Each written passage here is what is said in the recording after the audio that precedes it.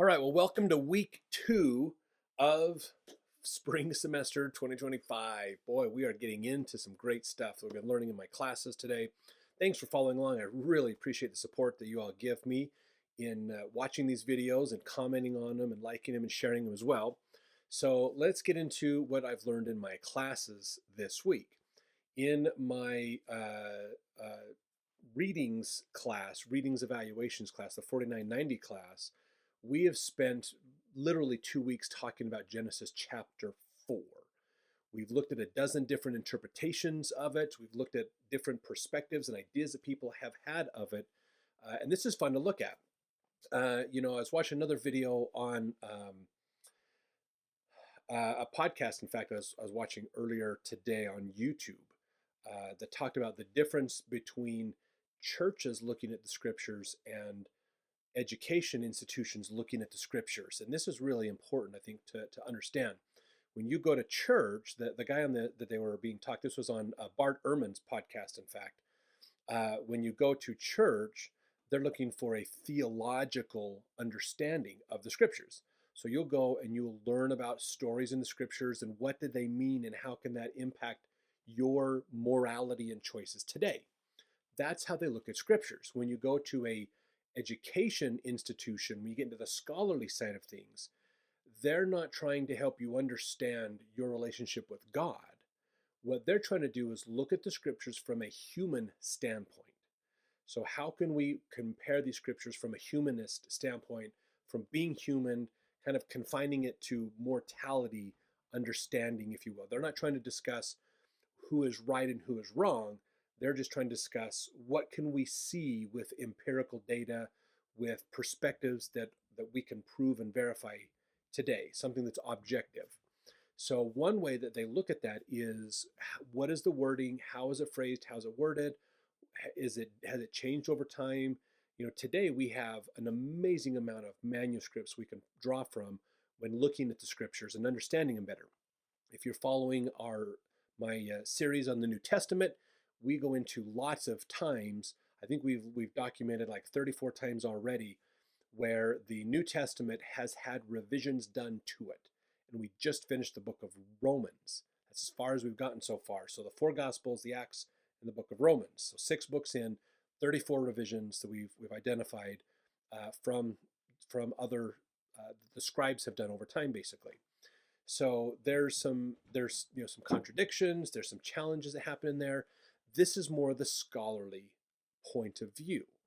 And so it's important that we understand that difference. So when you're at church, you're going to read the scriptures from a standpoint of looking at theology, looking at beliefs about God and your relationship with God and what is the truth and what is true versus what is sin, those kinds of things. From a scholarly standpoint, they're looking at what's the wording, how is it phrased, how do they compile it, what does this mean within history, those kinds of things. So it's a different perspective. I wouldn't say one's necessarily better than the other, although theology has some important things to discuss and learn from the scriptures. But I think if we discount the scholarly side, we miss a tremendous amount of information. So I want to give you some examples of this as we went through Genesis chapter 4. So we've done some critical thinking about this and what some of the people think about it. It's fascinating because when you look especially here in the beginning of the Bible, in the Old Testament, that we find that we really don't have a lot of information to go on. And sometimes this leaves some questions, some holes for us to fill in. So chapter 4 of the book of Genesis, I'm going to go through a few verses here with you to understand this. If you want to follow along, you're welcome to. This chapter is the chapter about Cain and Abel and that whole story. Now, most of us we're all pretty much familiar about that story of what happened with Cain and Abel. They're the sons of Adam and Eve, and Cain kills Abel, and those things. But when you really get into looking at the text, it's that you realize, whoa, this story might be wildly different than I thought. So the story we get in Sunday school might be different than what actually did happen. And so let's talk about some of this a little bit. So let's get in here, starting with verse 1, and this is the King James version that I'm reading from. And Adam knew Eve, his wife, and she conceived and bare Cain, and said, I have gotten a man from the Lord. Seems fine. Okay, now when we look at this, we know the word knew, when Adam knew Eve, his wife, oftentimes that word is used as a way to talk about intercourse without getting weird about it, basically, or creepy. So usually in the scriptures, they'll use that word knew to talk about a man having sex with his wife, which is we see here. And then it says, and she conceived and bare Cain. So if we don't know what gender, just know his name, Cain. And then she says here, I have gotten a man from the Lord. Now, some people have looked at this and thought this is kind of an interesting thing. She's talking about getting a man from the Lord. Some of the other versions and interpretations of that can be a little different. Some people have looked at that and said, why is she saying Cain is a man? Did he suddenly come out? You know, if we look at this from a literal standpoint, you could argue that Cain came out and suddenly grew up to be an adult all at the same time, because the word man is referencing an adult.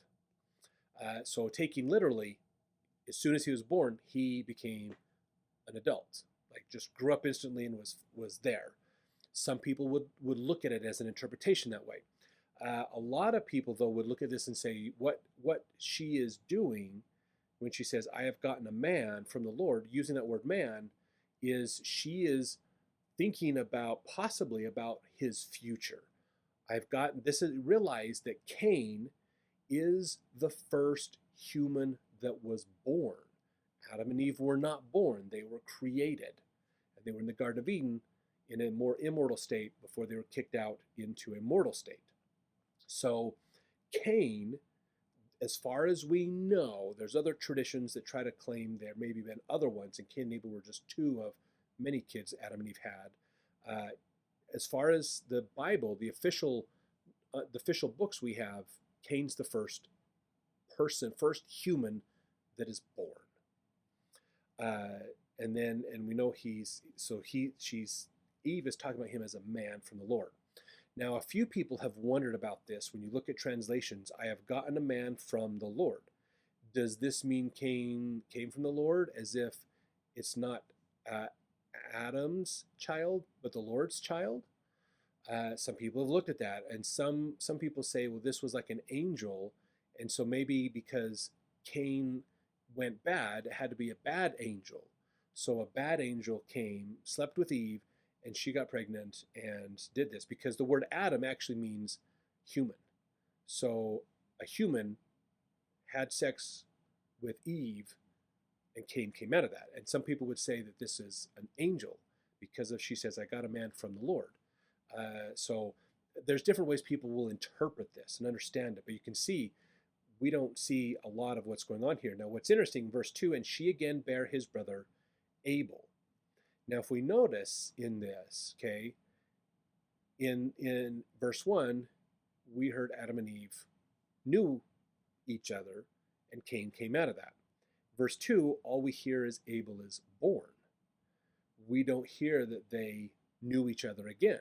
So some people think about this and say maybe Cain and Abel were twins. Cain was the first one born, and Abel was second. Maybe they're twins. That's because of how it's written, there is a possibility of that. And it says Abel was a keeper of sheep, but Cain was a tiller of the ground. So we don't know if Cain and Abel were twins. It's possible, or if they were separate births. We don't know, because we don't have enough information to go off of. But it's there. And we know Abel is a brother of Cain, because that's mentioned here. And then they talk about their profession. So what's fascinating about this, Abel is a keeper of sheep. What does he have to do for sheep? He keeps them, builds a fence to keep them in the field, and it just keeps an eye on them. That's kind of it. So he's letting nature take its course with them. He's not there influencing them when they have baby sheep, all those kinds of things. He just has to keep them alive. Whereas Cain is a tiller of the ground. So his job is to use instruments, use tools, probably rock tools, to impact the ground so that he can stir it up, so that he can plant seeds to grow. So he is manipulating nature to get what he wants out of it. That's so you can kind of see this idea of there's what Abel's letting nature do its thing. Cain is manipulating nature to do what he wants. This is going to come in a little bit later. Verse 3, in the process of time, it came to pass that Cain brought the fruit of the ground an offering unto the Lord. So this is, at some point, Cain offers a sacrifice to God, and it is of the, the fruits and vegetables that he's been growing, basically. The stuff he's growing, he's sacrificing that. And Abel, verse 4, he also brought of the firstlings of his flock and of the fat thereof. And the Lord had respect unto Abel and to his offering. But unto Cain and to his offering he had not respect. And Cain was very wroth, and his countenance fell. So Abel was his offering was accepted. Cain's was not. Why? What is the difference? There's a lot of scholars that have debated this for a long time.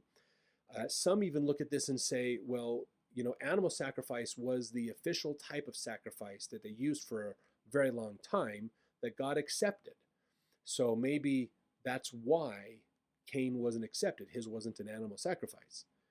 But he's a tiller of the ground. He doesn't raise sheep. So he would have to exchange his produce to get a sheep to sacrifice. And maybe that's what it was.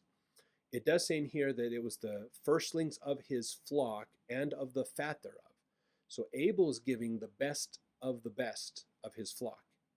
Maybe that's where the problem was that Cain had, is he just gave some vegetables, but wasn't giving the best vegetables, the biggest, the ripest, the first ones he picked that would have the best chance of the best type of vegetable. So maybe that's what it is. He just didn't give the best. Maybe that would be an idea of commitment to our sacrifice to God. Are we truly sacrificing to God, or are we just doing it because we're told to do it? Are we just acting religious or truly being religious? There's a whole lesson you could get out of that by itself.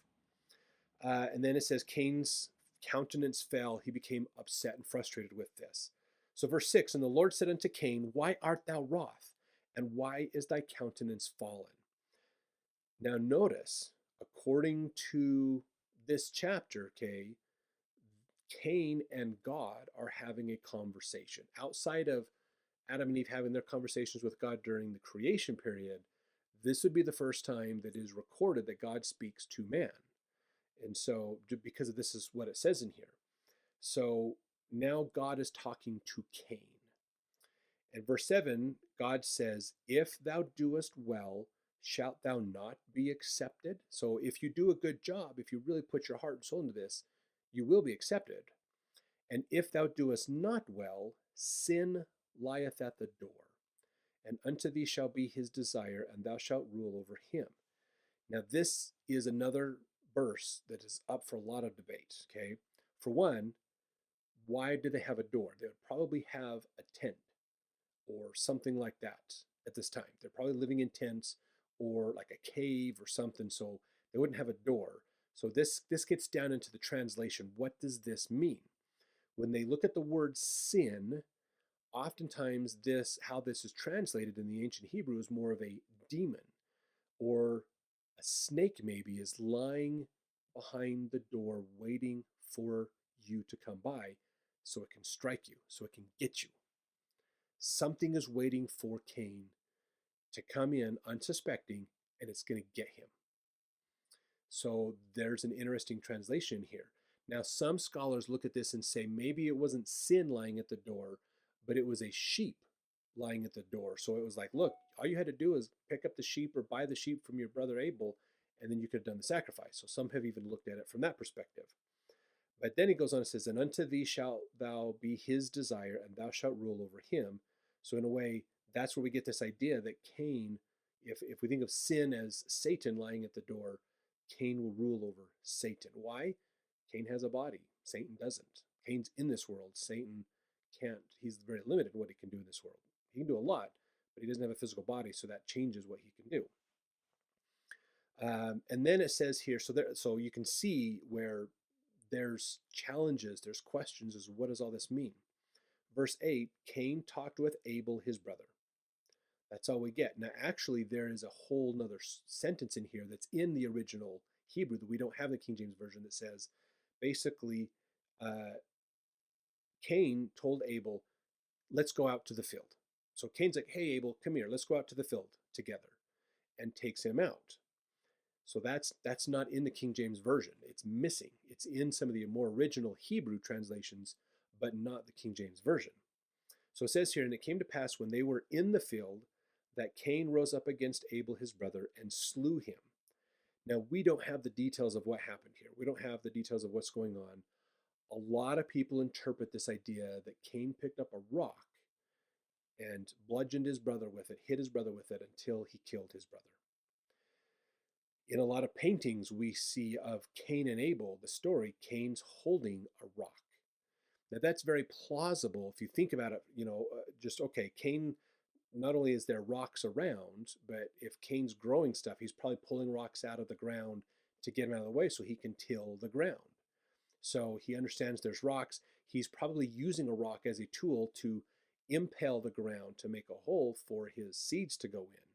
So he's using some kind of a tool, and he understands rocks can hurt, rocks can penetrate, rocks can be used to get gain, and that's what he does with it to kill his brother.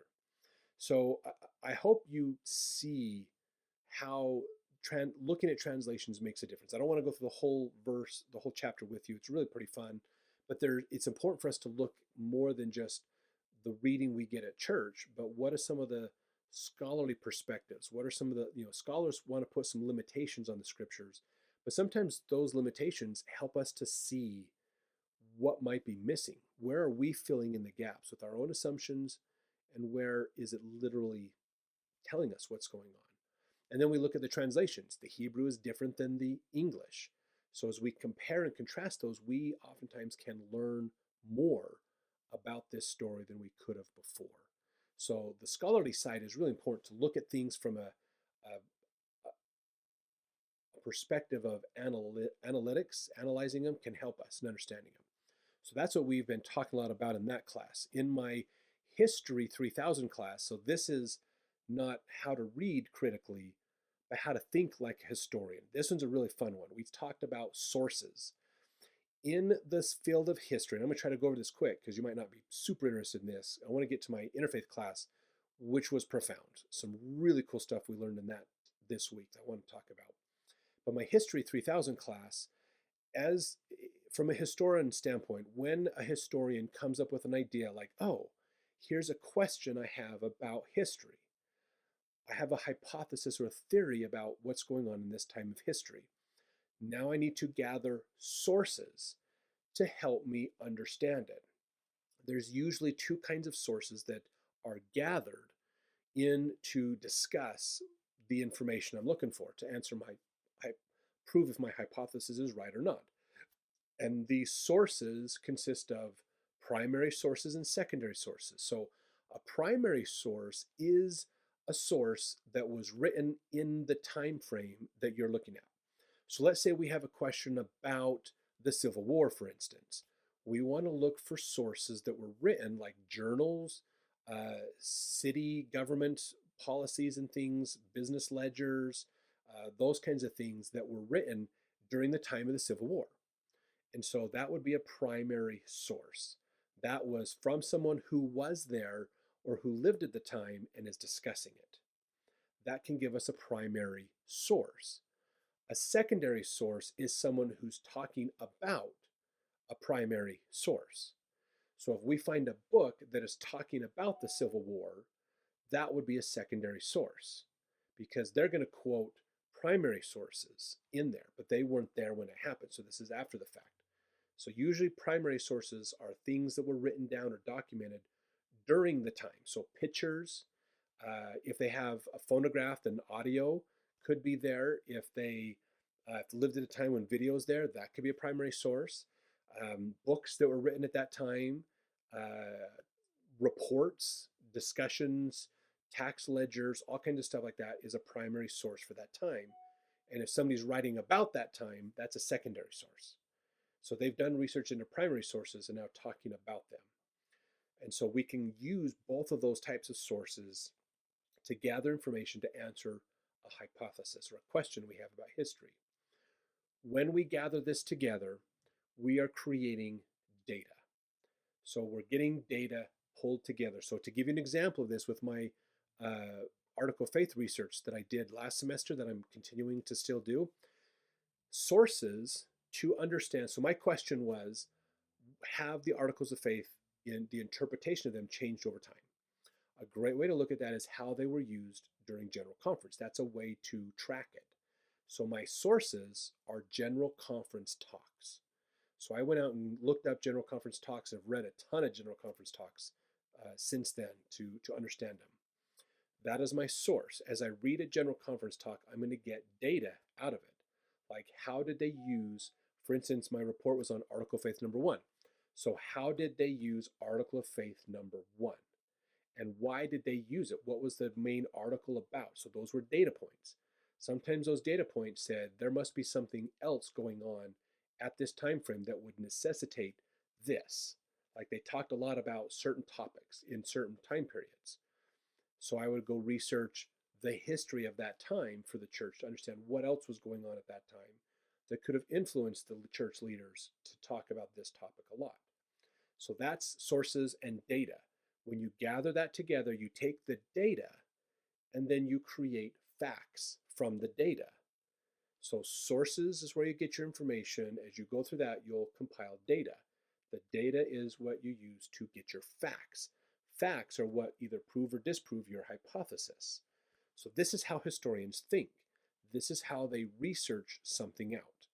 So just that's kind of give you an idea of how historians do their thing. This is their craft, their way of doing things. You know, carpenters have a craft to make stuff. Painters have a craft to make paintings. Coders have a craft to write code. Historians have a craft to document history and to research it and understand it better. So that's where they're coming from, basically. So a little bit of insight into how historians do their thing. So now we talk about the interfaith class. This was a super fun class. So this week, a couple things we talked about that was really great. The professor, Chad Ford, is an amazing guy. He does a lot of mediation all over the world, helping governments, helping religious institutions, all kinds of people to mediate, to come together to work things out when there's problems and challenges. We're reading a book called In the Shelter. It's not a huge book, but it's a fascinating book. It's this book about a gentleman who is a Roman Catholic from Ireland who's gay. So that's quite a contradictory in there. And so, but that's his life. So if you know Ireland and you understand Roman Catholicism from Ireland, that gives you a lot that teaches you a lot about this man, and that he's gay is, wow, a whole lot of different ideas and thoughts will come together about that. This book was written by this man, and it's kind of a journey for him of dealing with questions in life about himself, about who he is, his relationship with God, those kinds of things. So our professor's having us read this book in a way to get us to think about ourselves and challenges we've had in life and how we've overcame things and so on and so forth. It's a really interesting book. It really is a pretty interesting book to read. So we're reading that to see how he's examining his life and exploring things, and how that can impact us and how we can think about our lives through some of the discoveries that he's made himself. So really fascinating stuff. Like this week we talked about, in his book he quotes this idea that it's within the shelters and shadows of others that we tend to hide ourselves. And so that could be a whole thing of, can shelter be a help? Can shadows be a hindrance to our lives? How does our relationship with others help us and hinder us? And how does that impact our lives? So we had a lot of fun discussions on that.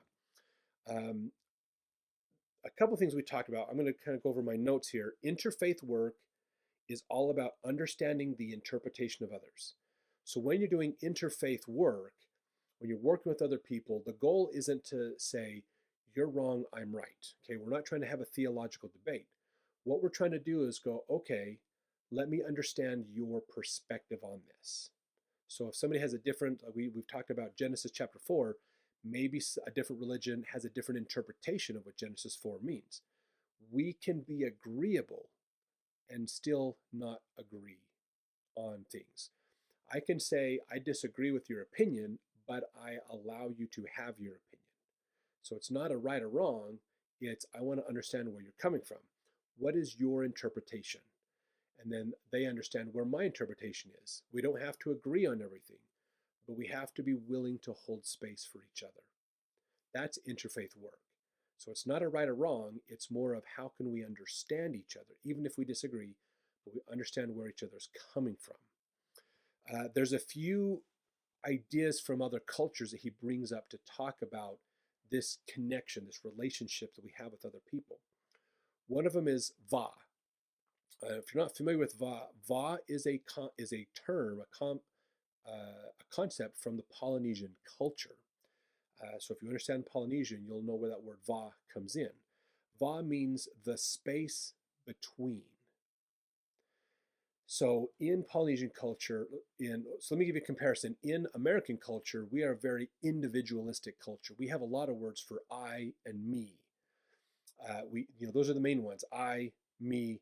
It's individualistic. I want it to come from my perspective. My perspective is right. Yours is wrong. All those kinds of things. So we get lots of different perspectives. This concept of my truth comes from an individualistic society. In the Polynesian world, they don't have a lot of words for I. They don't conceptualize that concept. They're more of a we concept. Mexico is a similar way as well sometimes. So they don't use I or me, but we more often than there. So the va, the space between us, represents the connection of you and me and what's happening between us.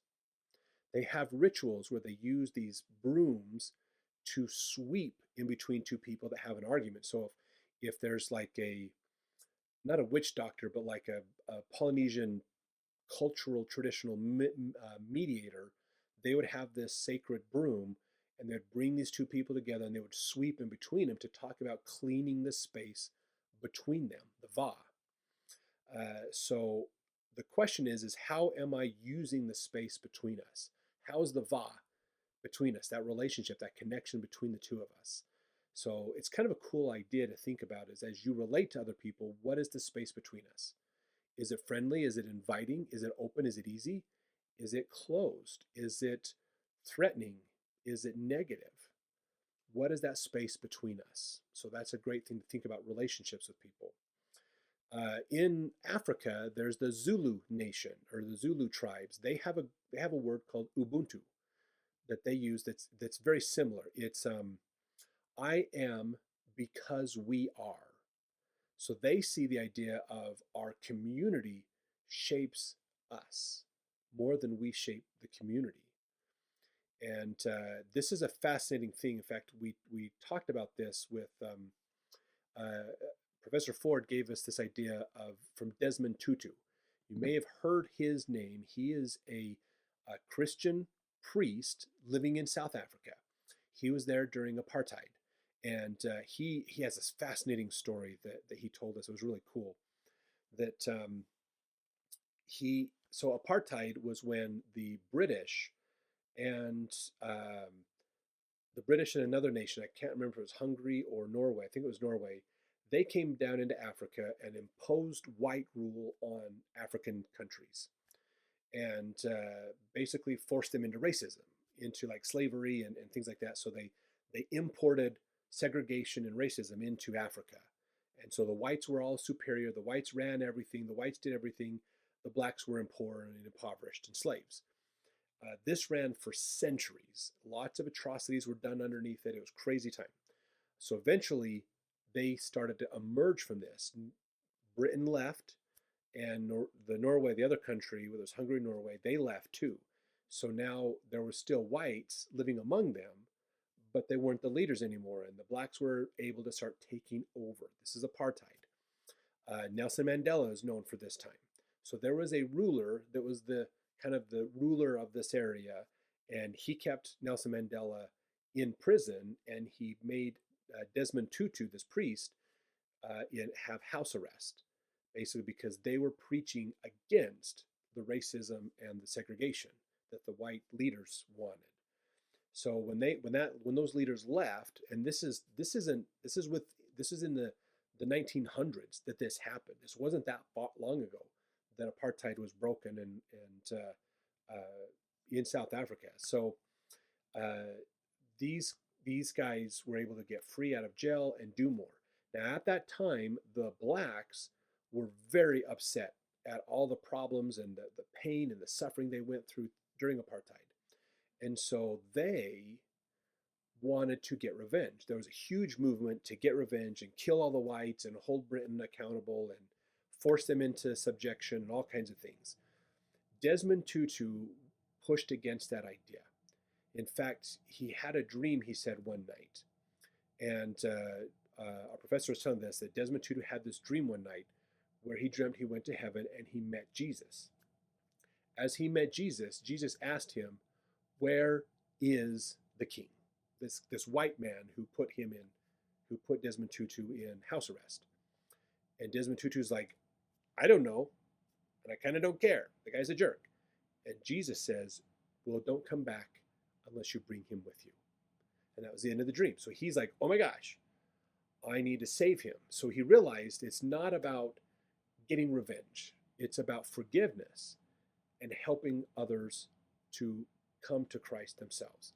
So that's what he put forward in his efforts, and he really pushed hard for it and really made it so it wasn't a bad situation for South Africa at that time either. So it's really cool stories. This Zulu concept of Ubuntu is really neat. That kind of goes along with what Desmond Tutu was talking about, that there's a connection between us. So they have this concept that everybody is a link in a chain. This is a kind of a creation myth, if you will, for the Zulu people. They believed that before man existed, all of us were links in a large chain, all connected to each other. When we came to Earth, the links were broken. We became individual links. The purpose of this life is to come back together into one whole chain. Really cool idea. Really, just conceptually, a great idea that they talked about. So those are some of the things that we were getting into in his discussion. He talked about also another man, a Jewish man, Martin Buber, in the 1930s in Germany, wrote an interesting book called I, Thou, I, It. If you want to read it, it's a really good book. It's on my Amazon list. I'll probably be buying it soon to read it as well. He talked about the hyphen is the most important part of this. So when you look at somebody else, it's either I, you, meaning you are another human, you are someone I can have a relationship, a connection with, or it's I, it, meaning I don't see you as human. So when we relate with people, are we relating from an I-you standpoint, or I-thou is what he called it, or an I-it standpoint? I-it is an object relationship, basically. Usually they're rough connections we have with people. I-thou is a personal relationship. That's a good relationship. That's the kind of relationships we want to have. When we deny a connection or we do dehumanize them, we dehumanize ourselves. When we deny somebody else, we are denying ourselves to an extent. We are causing our own problems. So learning to accept and work with others is more important than learning to hate or distance from other people. So really fascinating. So he uses this idea of narrative mediation that he was talking about. Narrative mediation is this idea of helping. When he brings people together, he takes them through a little exercise to help them understand, where have you come from to get to the point you're at now? You are here, and you are here for a reason. So when two people have a conflict, he tries to look back at, what is your story? How did you get to be in this conflict? What are your motivations? What are the things that are impacting you to cause you to get to this point? So he understands the narrative of each group, and then he helps them understand each other's narrative. He has discovered that when he helps each other see each other as equal, they all have problems, they all have challenges, they're all human, they're trying to do their best. When they see them as equal, they can then come together to find a solution. If that's the I thou, that he moves them from an I it to an I thou standpoint, basically. And that's what he does. So this is important for us to look at. Always realize that we should never discount the experience someone else has. If someone else has a good experience or a bad experience, it is their experience. And it is just as tangible to them as your experiences are to you. So never discount somebody's experience. If a child comes to you and says, I've got a problem with somebody, sometimes adults, we just go, oh, whatever, it's just Uncle Joe, he's just silly, ignore him.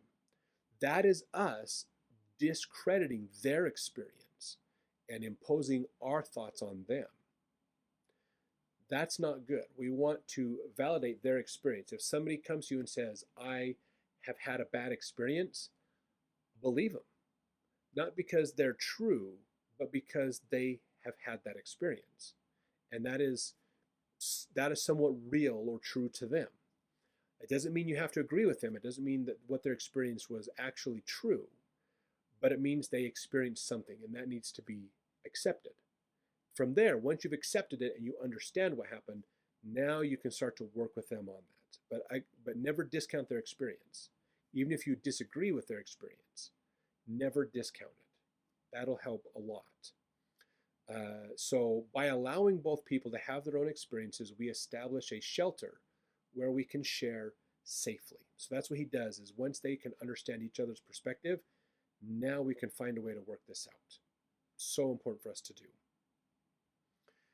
One thing he does, which is really interesting, he asks a couple questions of people. What is it that I actually know? So when he's talking with them about what happened, the situation that got them into this conflict, what is it they actually know? Okay. Also, what is actually story that helps me in my belief? So understanding the difference between what we know and what is the story we're building up around what we know. Story is the interpretation. Know is what the facts are.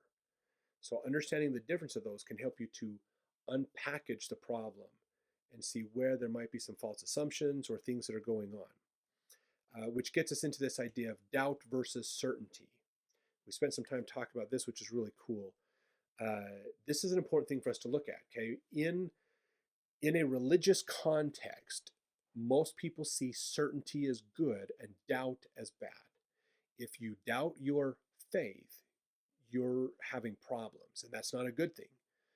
You shouldn't doubt your faith. You should just accept it and believe it and go forward. Just remain certain on it. Here's the problem though. If you are certain on your faith, how can you learn more? If what you believe is if you believe in what you believe, then if you come across something that is contradictory to what you believe, you won't be able to accept it because it'll be different than what you believe. And if what you believe is true, then that has to be false. This is a problem. This is a big problem we have in religion because it means once we learn something, we won't let go of it.